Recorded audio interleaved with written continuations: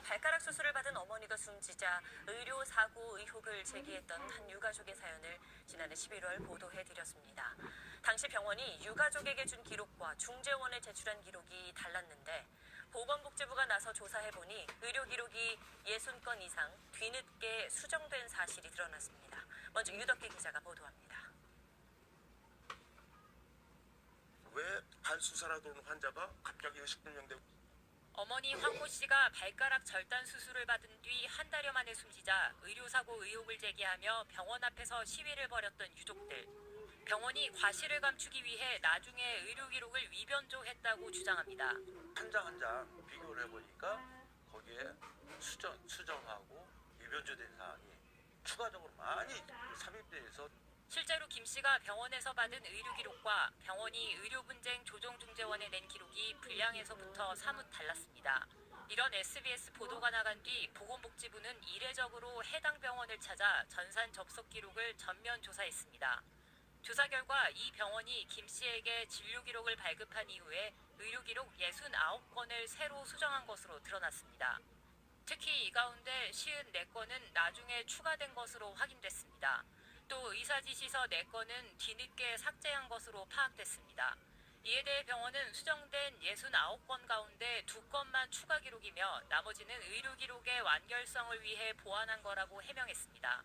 의료법 및 본원 규정에 따라 작성한 것으로 환자가 주장하는 의무 기록에 위변조가 전혀 사실이 아님을 밝힙니다. 하지만 유족은 병원이 의료 과실을 숨기려 했던 사실이 확인됐다며 법적 대응에 나서기로 했습니다. SBS 유덕기입니다.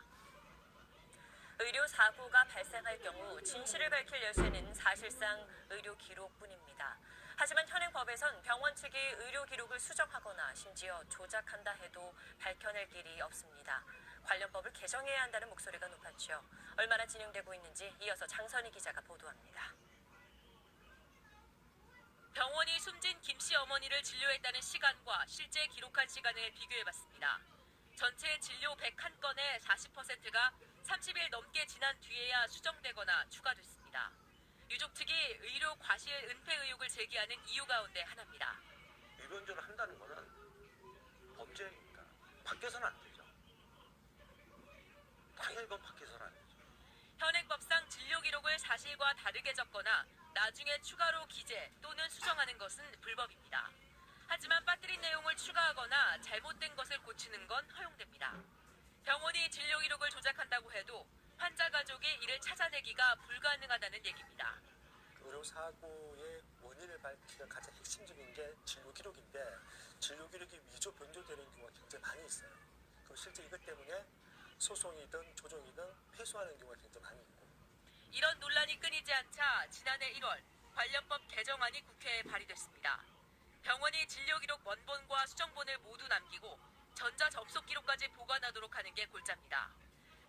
의료계의 거센 반발에도 현재 이 법안은 해당 상임위를 거쳐 법사위에 올라와 있습니다. 올해 안에 통과될 것으로 보이는데